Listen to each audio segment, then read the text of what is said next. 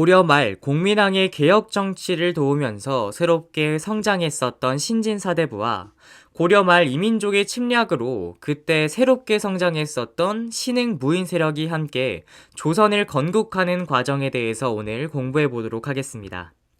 자, 우선 이 신진사대부는 공민왕의 개혁 정치, 즉 권문세족을 비판하면서 성리학을 바탕으로 성장하였었던 사대부였고요.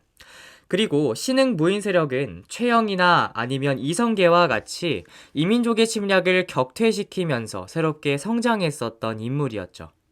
그런데요, 이런 사건이 하나 터지게 됩니다. 바로 위화도 회군이라고 하는 사건이었는데요.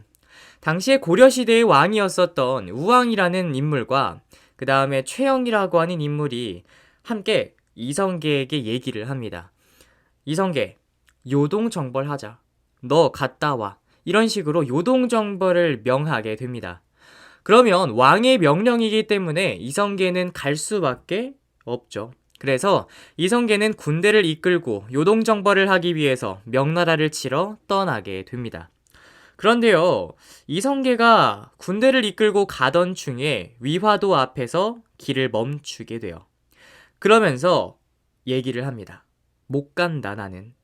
네 가지에 불가한 이유, 사불가론을 주장하면서 나는 절대로 갈 수 없다라고 얘기해요. 여기에 네 가지 이유에는 이런 게 있었어요. 작은 나라가 큰 나라를 치는 것은 옳지 않다. 그리고 지금은 여름이기 때문에, 게다가 장마기 때문에 전염병의 피해, 홍수의 피해 때문에 많은 군인들이 죽을 수 있다. 등등등의 이유를 들면서 네 가지에 불가한 이유로 나는 못 가겠다 주장을 해버리게 됩니다. 그러면서 결국에는 뭐 아니면 도, 주사위는 이미 던져졌다. 그래서 완전히 이제 돌아오게 되면서 쿠데타를 일으키게 돼요. 그래서 우왕을 폐위시키고 권력을 장악하게 되었던 거죠. 그런데 여러분들, 일단 국가가 안정되기 위해서는 경제가 안정이 돼야 되죠. 그래서 과전법이라고 하는 법을 실시를 함으로써 경제적인 안정을 도모하게 됩니다. 자, 과전법에 대해서는 2단원에서 더 자세하게 살펴볼 거긴 하지만 이 과전법은 무엇이냐면 전현직 관리에게 수조권을 지급하는 형태의 월급을 지불하는 겁니다. 그러니까 수조권이라고 하면은 토지에 세금을 거둘 수 있는 권리를 의미해요. 그걸 관리들한테 줬다라는 거는 지금의 건물주 정도로 생각하시면 됩니다. 따라서 건물주는 여러분들 어떤 사람이죠? 그 건물에서 장사하는 사람이 아니라 건물에 있는 세입자들의 그런 월세나 전세를 받으면서 돈을 얻는 사람들이죠. 그런 것처럼 토지를 수여한다는 것은 그 토지에서 일하고 있는 농민들에게 세금을 대신 거두어 갈 수 있는 권리를 얘기합니다. 그렇게 해서 과전법을 실시를 해서 국가의 그런 토지 체제를 안정시켰다라고 생각을 하시면 될 것 같습니다. 그래서 관리에게 수조권을 지급하는 형태인 과전법을 실시했다라고 생각을 하시면 되겠고요. 결국에는 1392년 조선을 건국하게 되면서 완전히 성을 갈아엎는 그런 역성혁명을 하게 됩니다. 그래서 이씨 왕조인 조선이라고 하는 국가가 건국이 되었던 거죠. 그리고 나서 조선이라고 하는 새로운 국가가 건설이 되었으니 수도도 새롭게 천도하게 됩니다. 따라서 한양으로 수도를 천도하게 되는데 왜 굳이 한양으로 수도를 천도를 했냐? 지금의 서울이잖아요. 가운데 뭐가 있나요? 한강이 있습니다. 따라서 교통의 요지로서 굉장히 활발하게 이동할 수 있는 장소가 한양이라고 생각을 했고, 그래서 한양으로 수도를 천도하게 되었습니다. 그렇게 해서 조선이라고 하는 국가가 건설이 되었던 거죠. 자, 여러분들 항상 이 조선을 공부할 때는요, 왕의 계보도를 외우는 사람들이 굉장히 많습니다. 그래서 뭐 태정, 태세, 분단세, 예성현, 중인, 명선 이런 식으로 여러분들 외워보신 적 한 번씩 있죠. 외우면 확실히 도움이 됩니다. 그래서 왕의 그런 순서 같은 걸 외워두면은 흐름을 이해할 수 있으니까 굉장히 도움이 돼요. 그래서 여러분들이 좀 간단하게 초기 부분은 좀 외우시는 게 좋을 것 같아서 이렇게 연표를 준비를 해왔습니다. 그래서 태정, 태세, 분단세, 예성까지 오늘 공부를 해볼 거예요. 자, 우선 태조 이성계는 나라를 건국했다라고 하는 큰 업적이 있습니다. 하지만 이외의 업적은 시험 문제에 나오지는 않아요. 그래서 조선을 건국하고 과전법을 실시했다. 요 정도만 기억하시면 될 것 같습니다. 그리고 나서 그의 아들인 정종이라고 하는 사람이 오르게 되는데요. 그의 이름은 이방과라는 인물이었습니다. 그래서 이방과라는 인물이 정종이라고 하는 묘호를 달고 이제 우리가 배우게 될 건데요. 사실 정종은 굉장히 안타까운 사람입니다. 그 이유가 있는데요. 바로 이방과의 동생이었던 이방원이 정종을 몰아내고 왕위를 차지하게 돼요. 그러니까 지 형을 몰아내고 결국에는 자기가 왕 되겠다 한 거죠. 그게 바로 왕자의 난이라고 하는 사건이 됩니다. 그래서 이 왕자의 난을 통해서 결국에는 태종 이방원이 자리를 잡게 되었던 거예요. 이 태종 이방원이 왕이 될 수 있도록 도와주었던 인물들이 있습니다. 그 인물들은 바로 사병이라고 하는 친구들이었어요. 여러분들, 교복 말고 자기가 입고 싶은 옷 입는 걸 사복이라고 하고요. 그 다음에 자기의 돈, 삽이라고 얘기하죠. 그러니까 사라고 하는 거는 개인의 그런 무언가를 칭할 때 사라는 말을 써요. 그러면 사병이라고 하는 건 뭘까요? 개인이 거느릴 수 있는 병사를 사병이라고 얘기하겠죠. 그 태종 이방원이 왕자의 난으로 자리를 앉을 수 있게 만들어 주었던 군사가 바로 사병들이었습니다. 그래서 이 왕자의 난으로 이방원은 자리에 앉았으니 제일 먼저 사병을 없애게 됩니다. 그래서 사병을 혁파시키게 되면서 결국에는 자신과 같이 쿠데타로 왕이 될 수 있는 그런 사람이 없도록 미리부터 싹을 잘라놓는 그런 왕권 강화 정책을 취하게 되는 거죠. 그리고 여러분들, 왕권이 강해야 되기 때문에 육조 직계제라고 하는 제도를 실시를 합니다. 이 육조 직계제가 도대체 무엇이냐면 우선 이 조선의 행정체제를 좀 알고 있어야 하는데요. 이게 바로 조선의 행정체제입니다. 자, 왕이 있으면은 그 왕 밑에서 왕의 오른팔 역할을 해주는 영의정, 좌의정, 우의정이라고 하는 세 정승이 있습니다. 이 3정승은요, 우리가 통틀어서 의정부라고 부르고요. 이 의정부는 국정을 총괄하면서 왕의 비서와 같은 역할들, 그러니까 왕의 오른팔 역할을 해주고 있는 겁니다.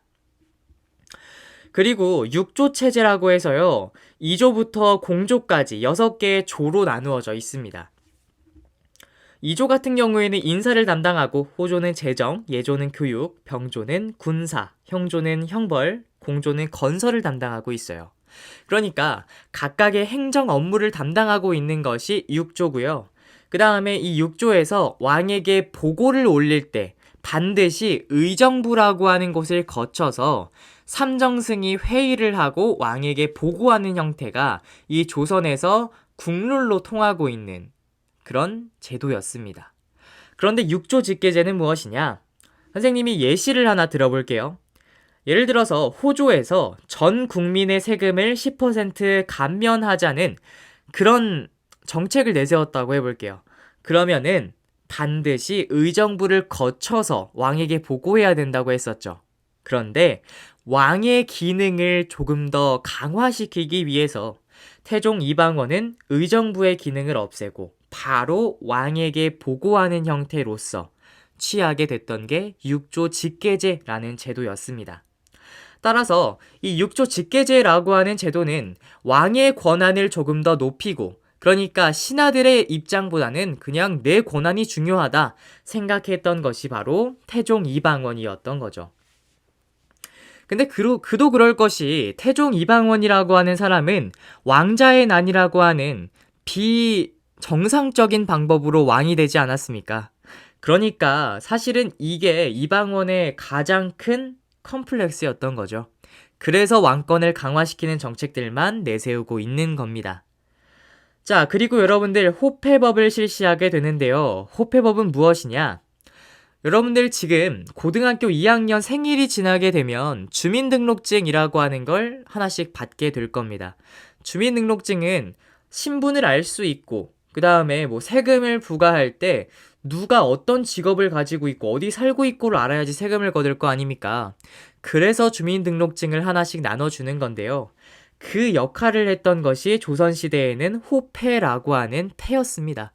그래서 굉장히 네모나게 생긴 그런 막대기인데요. 그거를 달고 다니는 거예요. 그래서 내가 누구인지 증명할 때 이 호패를 내밀면서 나 누구요? 이렇게 얘기할 수 있는 게 호패라고 생각하시면 됩니다. 그래서 호패법을 실시하면서 약간 국가의 그런 시스템도 갖춰 나갔던 것이 이 태종 이방원이라고 생각하시면 되겠습니다. 자, 그리고 나서 그의 아들인 세종대왕이 자리에 오르게 됩니다. 사실 세종도요, 첫째가 왕위를 물려받은 케이스는 아니었고요. 첫째는 아니었어요, 세종은. 그런데 나머지 아들들이 참 문제가 많았습니다. 그래가지고 결국에는 세종이 오를 수밖에 없었고요. 그렇게 해서 우리나라에 훈민정음도 창제되고 되게 많은 과학기술도 발전되고 그래서 오히려 다행이었던 거죠. 그렇게 해서 세종이라고 하는 인물이 왕위에 오르게 됩니다. 어쨌든 세종은 그냥 아버지가 왕위를 물려준 것이기 때문에 컴플렉스라고 할 것이 딱히 없습니다. 따라서 세종은 어떤 정치를 해나가게 되냐면 나는 그냥 내 권한을 누리는 것, 그건 난 싫다. 신하들과 함께 의논하고 신권과 왕권의 조화를 추구하는 그런 정치를 해나가고 싶다고 하면서 왕실의 도서관 하나를 만들게 됩니다. 그게 바로 집현전이라고 하는 기구였고요. 이 집현전에서 학자들과 함께 공부도 하고 정책에 대해서 의논하는 그런 시간을 가지게 되었다고 생각하시면 됩니다. 그래서 집현전을 설치하면서 왕권과 신권의 조화를 추구하였다라고 생각하시면 되고요. 따라서 육조 직계제와 달리 의정부 서사제라고 하는 걸 실시함으로써 신하들의 그런 권리들도 존중을 해주게 됩니다. 그러니까 의정부의 기능을 이제는 다시 부활시키겠다는 거죠. 전 국민의 세금 10% 감면한다는 정책을 취할 때 이렇게 의정부를 한번 거쳐서 의정부에서 다시 왕으로 보고하는 형태, 의정부 서사제를 다시금 실시하게 되는 겁니다. 그래서 의정부 서사제를 실시하면서 왕권과 신권의 조화를 추구하고요. 플러스로 왕과 신하들이 함께 공부하면서 약간 토론하고 의논할 수 있는 자리인 경연이라고 하는 그런 행사를 엽니다. 그래서 경연을 활성화함으로써 신하들과 함께 공부하겠다 하는 의지를 보여주게 된 거죠. 세종이 승하, 그러니까 돌아가시고 나서 그 다음으로 오르는 인물이 문종이지만요. 이 문종은 이른 나이에 세상을 떠나게 됩니다. 그래서 문종은 금방 사망하게 되고요. 어린 나이에 한 7살 정도 되는 어린아이가 정치를 이끌어 나가게 되는데 그게 바로 단종이라고 하는 왕이었습니다. 그런데요, 여러분들, 이 단종이라고 하는 왕은 정말 노리는 사람들이 많았어요. 그의 삼촌이었던 수양대군이 그 대표적인 사람이었습니다. 어떻게 자기 조카의 자리를 넘봅니까? 그래서 결국에는 단종을 몰아내고요. 세조라고 하는 인물, 수양대군이 권력을 장악을 하게 되는데 우리가 그 난을 개유정난이라고 부르게 됩니다. 따라서 사실 세조도 마찬가지죠. 이 개유정난이라고 하는 그런 컴플렉스를 달고 있는 인물이었던 거예요. 그러니까 태종 이방원과 같이 이 컴플렉스가 있는 왕들은요, 왕권을 강화시킬 수밖에 없어요. 그래야지 신하들이 뭐라고 얘기를 안 하죠. 그래서 왕권을 강화시키기 위해서 제일 먼저 신하들의 의견 따윈 존중하지 않는다. 집현전을 폐지시켜 버리게 됩니다. 그래서 집현전을 폐지하고요. 의정부 서사제에서 다시 육조 직계제로 부활시키게 돼요. 그리고요. 경국대전이라고 하는 법전을 만들기 시작을 합니다. 여러분들 항상 국가가 만들어지게 되면은 약간 예법이라든지 아니면 기초적인 법들, 헌법 같은 거는 갖추고 있어야 되죠. 그래서 가장 기본적인 것들을 담아놓은 법전, 그것이 바로 경국대전인데요. 이 경국대전을 세조 때부터 만들기 시작하게 됩니다. 그래서 경국대전을 만들기 시작했던 것이 세조인데요. 그러면 선생님, 예종 때 완성이 되나요? 라고 질문할 수 있겠지만 예종은 금방 죽습니다. 네. 금방 돌아가시게 되면서 결국에는 성종이 경국대전을 완성하게 돼요. 자, 가끔씩 학교 시험 문제에서 이렇게 나오는 경우가 있습니다. 경국대전을 완성하였다 라고 선지에 나와 있으면 이건 세조입니까? 성종입니까? 성종이죠. 경국대전을 완성한 건 성종입니다. 따라서 경국대전을 만들기 시작했는지 완성했는지 반드시 여러분들이 꼼꼼하게 보셔야지 페이크에 속지 않을 겁니다. 그러니까 반드시 기억하시도록 하고요. 우리는 성종의 업적을 마저 보도록 하겠습니다. 성종은 여러분들 예종의 아들입니다. 따라서 컴플렉스가 딱히 없어요. 그렇기 때문에 다시 그냥 신하들과 함께 잘 정치해 나가면 되는 겁니다. 그래서 세조가 없앴었던 그 집현전 있죠. 그것에 계승을 한 홍문관이라고 하는 그런 왕실의 도서관을 다시금 만들게 돼요. 그래서 성종이라고 하는 사람은 세종과 마찬가지로 왕권과 신권의 조화를 추구하였던 인물이다 라고 생각하시면 좋을 것 같습니다. 선생님이 사실 딱히 신경 안 쓰고 PPT를 만드는 것 같이 보일지라도요. 지금 보면 태종 이방원과 세조의 색깔이 똑같죠. 그리고 세종과 성종의 색깔이 똑같습니다. 그러니까 비슷한 결로 정치한 사람들을 선생님이 같은 색깔로 묶어놨으니까 여러분들도 필기를 할 때 같은 색깔로 묶어놓으세요. 그래서 공부할 때 조금 더 편하도록 선생님이 이렇게 만들어놨으니까 복습할 때 반드시 철저하게 복습하시길 바라겠습니다. 자, 이렇게 해서 정치사는 이렇게 끝나게 되고요. 우리는 조선의 행정체제를 한번 공부해 보도록 할게요. 자, 기본적인 얘기들은 아까 다 했습니다. 이 조선이라고 하는 국가는요, 의정부 6조 체제로서 영의정과 좌의정과 우의정이 국정을 총괄하는 역할을 했고, 그 밑에 딸린 6개의 조가, 이조, 호조, 예조, 병조, 형조, 공조가요, 실제로 행정, 그런 처리를 하고 있는 그런 애들이다 라고 생각을 하시면 됩니다. 그래서 우리 막 사극 같은 데 보면은 이런 얘기들 하죠. 이조 판서, 호조 판서 이런 얘기들 하잖아요.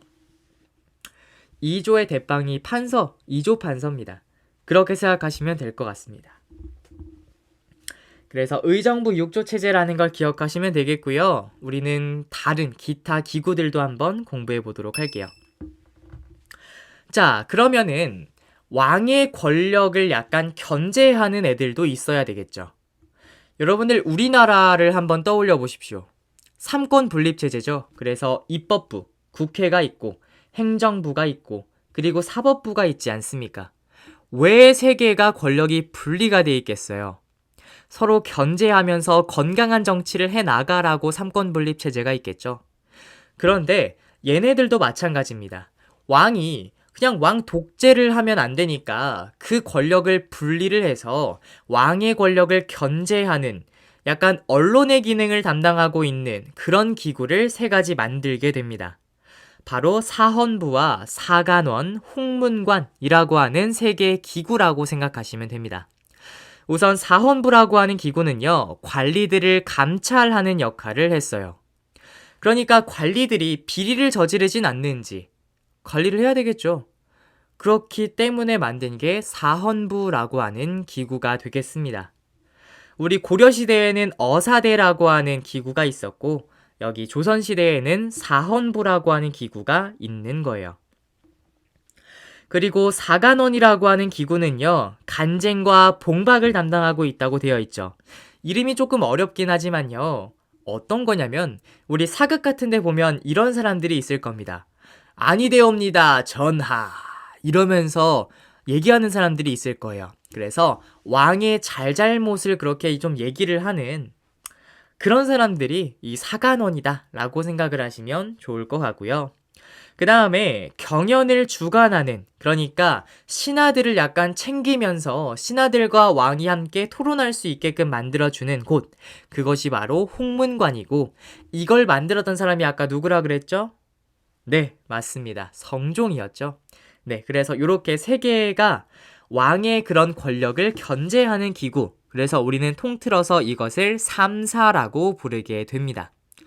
고려시대에도 3사가 있었어요. 그 3사는요, 회계 업무를 담당하는 게 고려시대의 3사였다면, 이 조선시대의 3사는 왕권을 견제하는 언론의 기능을 담당하고 있는 것이 3사다 라고 생각을 하시면 좋을 것 같습니다. 자, 그러면 이 왕을 도와주는 왕의 비서와 같은 역할을 하는 기구들도 있었겠죠. 그게 바로 의금부와 승정원이었습니다. 의금부는 사법기구로서 왕에게 약간 영향을 미칠 정도의 좀 큰 잘못을 한 대역죄인들 있죠. 뭐 반역, 역모 이런 사람들은 의금부라고 하는 곳에서 때려 죽입니다. 네, 그렇게 처벌을 하는 곳이 의금부였고요. 승정원은 왕의 비서로서 왕의 그런 명령, 왕의 명령을 왕명 출납을 담당하고 있는 기구가 승정원이고 여러분들이 알고 있는 도승지도 여기에서 나오는 겁니다. 네, 그래서 이런 기구들이 있고요. 뿐만 아니라 춘추관, 성균관, 한성부라고 하는 기구도 만들어지는데 춘추관은 여러분들 실록을 담당하고 있는 곳이에요. 그래서 여러분들이 알고 계시는 조선왕조실록이나 아니면 여러 가지 서적들 있죠. 이런 것 등은 춘추관이라고 하는 곳에서 보관을 하고 있습니다. 자, 그리고 성균관, 여러분들 지금 굉장히 익숙한 이름일 텐데요. 대학교의 명칭인 성균관이 여기에서 모티브 된 겁니다. 그래서 성균관이라고 하는 곳이 도대체 무엇이냐? 바로 조선시대의 최고 교육기관이에요. 최고 교육기관인 성균관이라고 하는 것이 만들어지고요. 뭐 지방에는 향교라고 하는 작은 학교가 세워지고 그리고 여러분들이 알고 계시는 그 하늘천 따지 배우는 서당도 이때 만들어진다 라고 생각을 하시면 좋을 것 같습니다. 그리고 한성부라고 하는 곳이 만들어지는데 요거는 지금의 파출소와 같은 역할이라고 생각하시면 돼요. 그런데 수도를 지키는 파출소, 그러니까 수도를 방위하고 지키는 그런 곳이 한성부였다 라고 생각을 하시면 좋을 것 같습니다. 이렇게 해서 여러 가지 기구들의 그런 명칭이랑 기능들을 살펴봤는데요. 시험 문제는 어떻게 나오냐면 예를 들어서 사헌부라고 하는 곳을 선생님이 가로 뚫어놨어요. 그러면은 가의 이름과 기능을 물어보는 문제가 굉장히 잘 출제가 되니까 여러분들은 꼼꼼하게 외우면서 공부를 하셔야겠죠. 자, 지방행정제도는요, 팔도체제입니다. 네, 팔도체제예요. 우리가 지금 뭐 경기도, 충청북도, 전라남도, 전라북도, 경상북도, 경상남도 이렇게 나누는 것처럼 8개의 도로 당시에 분리가 되어 있었어요. 전국이. 그래서 팔도체제라고 얘기하는 거고 이곳에는 관찰사라고 하는 관리를 파견해서 약간 무슨 일이 없나 이런 거를 보도록 했습니다. 그리고 부, 목, 군, 현으로 나누어서 지금 뭐 경기도 수원시, 성남시 이렇게 나누잖아요. 시로 나누는 거예요. 마찬가지로 여기는 부, 목, 군, 현 이렇게 작은 단위로서 또 나누게 되는 것이 이 부목군현 팔도체제였다라고 생각을 하시면 좋을 것 같습니다. 그리고 이러한 뭐 지방 같은 데에는 수령이랑 향리를 파견하게 되는데 이 수령이라고 하는 사람은요. 뭐 이런 부목군현 이런 지역들을 다니면서 관리하는 거고요. 그리고 이 수령이 모든 지역을 다 파견해서 관리할 수 없으니까 수령을 보좌하는 향리라고 하는 사람을 파견하게 된 겁니다. 이게 바로 팔도와 그런 부목군현 체제다라고 생각을 하시면 좋을 것 같습니다.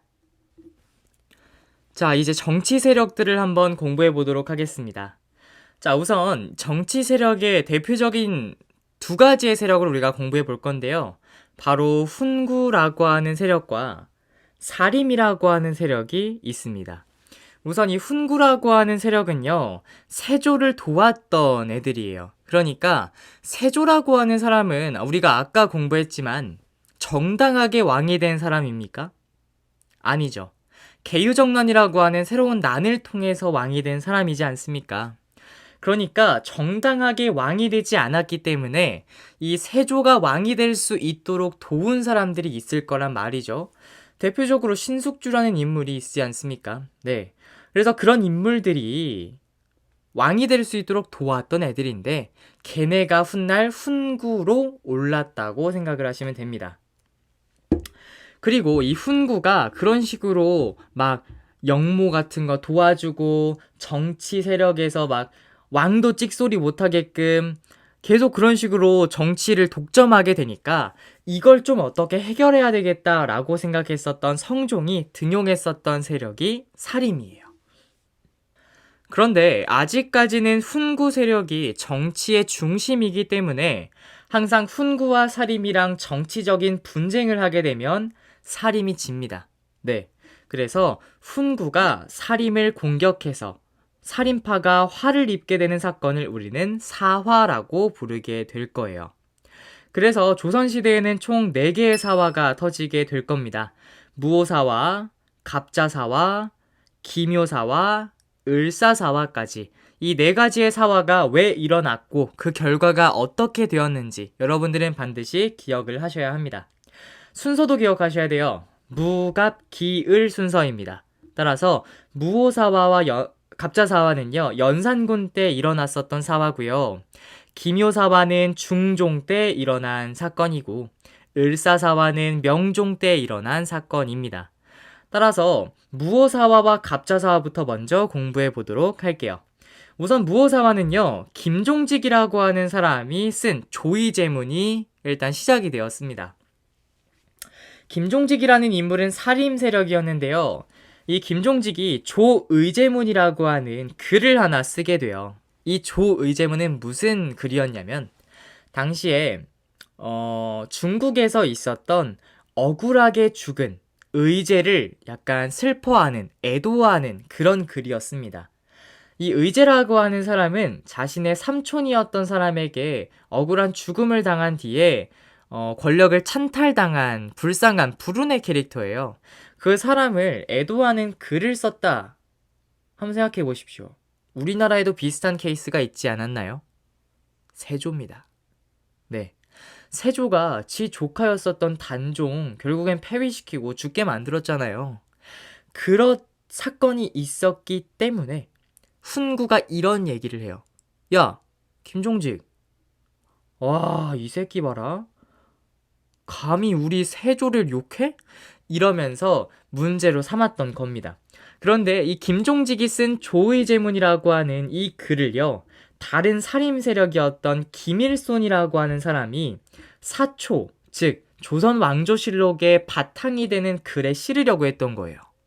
그러니까 훈구 세력이 빡 돌아가지고 니네 미쳤냐 이렇게 해서 살인 세력을 대거 축출시켰던 사건이 바로 사화, 무오사화였던 겁니다. 이게 무오사화 때 일어났었던 거고요. 두 번째, 갑자사화는 왜 일어났냐? 연산군이 패비윤씨, 즉 연산군의 어머니가 사망한 사건을 구실로 싹 다 죽여버립니다. 네, 보복인 거죠. 우리 어머니 죽인 사람 싹 다 나와 이러면서 살림 세력도 물론 화를 입었지만 훈구 세력도 정말 많이 죽었어요. 그래서 특히 살림 세력이 많이 화를 입었으니 갑자사화라고 우리는 부르게 되는 겁니다. 자, 그 다음에 기묘사화를 한번 공부해 보도록 할게요. 이 기묘사화는요, 대표적인 살림 세력이었었던 조광조라고 하는 사람의 개혁 정치가 이유가 되었습니다. 그러면 이 조광조가 어떤 개혁 정치를 펼쳤길래 이렇게 훈구 세력이 날뛰었던 것이냐? 보도록 할게요. 바로 조광조는요, 소격서라고 하는 기구를 없애게 됩니다. 소격서는 도교 행사를 주관하던 기구였어요. 근데 여러분들, 조선은 어떤 나라입니까? 성리학적 유교 질서의 국가예요.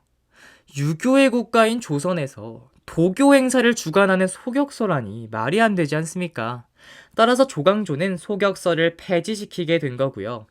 그 다음에 여러분들, 중종이라고 하는 왕은 사실 반정을 통해서 왕이 된 사람이에요. 우리 한번 다시 불러볼까요? 태정, 태세, 문단세, 예성, 연중, 인명선. 연중이죠. 연산군 다음에 오르는 것이 중종입니다. 그런데 여러분들 연산군이 제대로 된 정치를 해나가는 꼴인가요? 아니죠. 연산군은 막 사람 죽이고 다니는 그런 폭군이었습니다. 그런 사람이 왕이라니 말도 안 되죠. 그래서 연산군을 몰아내고 중종이라고 하는 사람이 자리를 앉게 되는데, 사실 여러분들 이게 말로 좋아가지고 반정이라고 우리가 불러서 정권을 반대했다고 얘기하는 거지, 사실 요거 실패하면 쿠데타입니다. 네. 그런데 성공을 했으니까 중종 반정이라고 불러주는 거거든요. 그러니까 이 중종이 왕이 될 수 있도록 도왔던 애들이 분명히 있을 거란 말입니다. 그들을 우리는 공신이라고 부르죠. 그 공신들이 나중에 중종이 오르고 나서, 야, 공신들, 너희 훈장 수여할 거니까 여기다 이름 적어. 이런 식으로 메모지를 줬습니다. 그런데 저 멀리서 구경한 사람도, 그리고 돕지 않았는데 그냥 자기 이름을 올리는 사람도 다 그냥 다 적어버리는 거예요. 그러니까 이게 얼마나 거짓된 공문입니까? 그쵸? 그래서 이러한 거짓 공문을 삭제합니다. 그래서 거짓 공문을 우리가 위훈이라고 얘기하는데요. 그 위훈을 삭제하게 되는 거예요. 그럼 여러분들, 가장 이런 거 좋아할 사람들이 누굽니까? 이런 거짓된 공문을 좋아하는 사람들이 누구겠어요? 훈구 세력이죠. 그래서 이 거짓된 공문을 제일 많이 썼었던 훈구 세력은 반감을 가질 수밖에 없었던 겁니다. 그리고 현량과라고 하는 것은 무엇이냐면, 관리를 등용할 때 사람의 인성도 보자는 거예요. 그러니까 인성과 덕이 있는 사람들을 뽑아야 된다는 것이 현량과인데, 이것도 훈구 세력이 반대합니다. 그런데 이러한 업적들을 내세운 것이 사림이라면 훈구는 얼마나 또 미쳐 날뛰겠습니까? 그래서 조광조를 죽이기 위한 프로젝트를 하게 되죠. 그래서 어느 날 이런 일이 있었어요. 나뭇잎에 글씨 4개가 갑자기 새겨집니다. 그 글씨가 바로 주초위왕이라고 하는 글씨였어요. 무슨 뜻이냐?